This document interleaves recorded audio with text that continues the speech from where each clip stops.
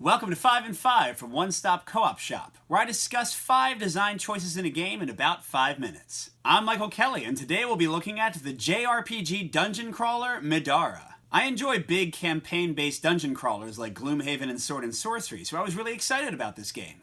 I'm also a big fan of JRPGs, having played Breath of Fire, Lunar, Final Fantasy, and a lot more. But does Middara have the great combination of story and combat that made me fall in love with those other games? Let's find out and get to the list.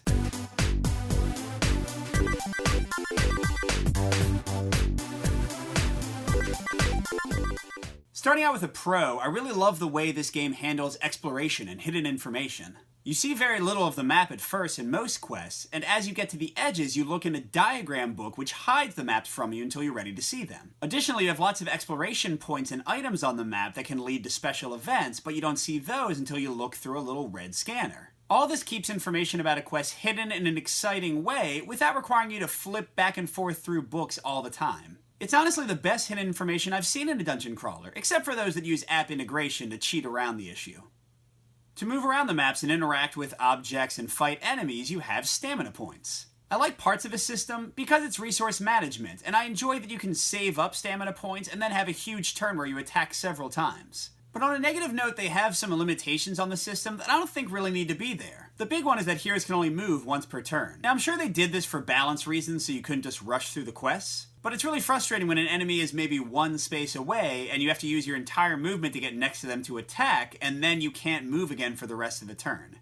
I'm also a little mixed on the way characters develop and grow throughout the game. First of all, you have tons of slots for items on your character, and each item has slightly different abilities. You can have 5 equipped items, 3 consumables, 3 relics. For some players, this is going to be glorious, the idea of having 2 shields or 2 swords and really equipping your character exactly the way you want. But for other players, it might feel like item overload, and you might just wish you could have a sword and nothing else to worry about. Disciplines, the skill cards in the game, also will appeal to different people. Progression for characters is almost completely open-ended, so you can make a sword-fighting summoner or a blood mage, pretty much whatever you want with any character. But if you're looking for a game like Gloomhaven where every class and every character feels really distinct and unique, you're not really going to get that here.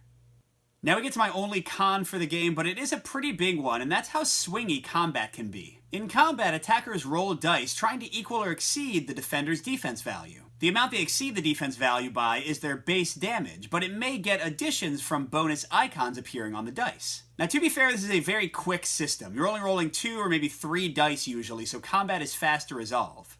But there's a high likelihood on many attacks, especially early on, of completely whiffing and doing nothing, sometimes multiple turns in a row. More worrying than that, though, the higher values of the dice also have the most icons, so if you roll really well, you do a ton of damage all at once. Now this is great and exciting when your heroes smash some monster in one hit, but it also means that even the weakest monsters can often do more than half of your hero's damage in one swing, and bosses will take you out immediately. This isn't as big of a deal if you're playing solo or each controlling 2 characters, but if that's your only hero in the game and you're dead in a single turn, it's not really much fun.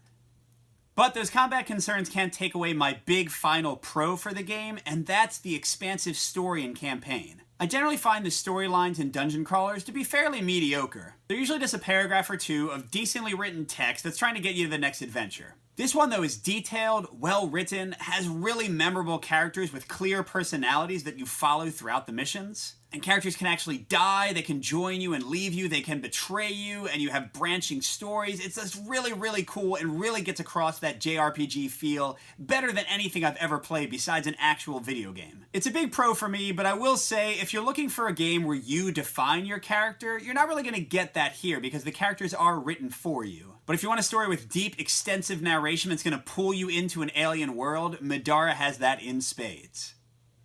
Overall, I think a lot of dungeon crawler fans are going to love Middara, but it's not for everybody. The game it's most likely to get compared to, at least for sheer size, is Gloomhaven. For me, Gloomhaven absolutely wins hands down for the uniqueness of the classes and for the combat system, which is really tactical and engaging. But Middara crushes Gloomhaven in terms of exploration and surprises in missions, and in terms of storyline and the feeling that you're in an immersive world.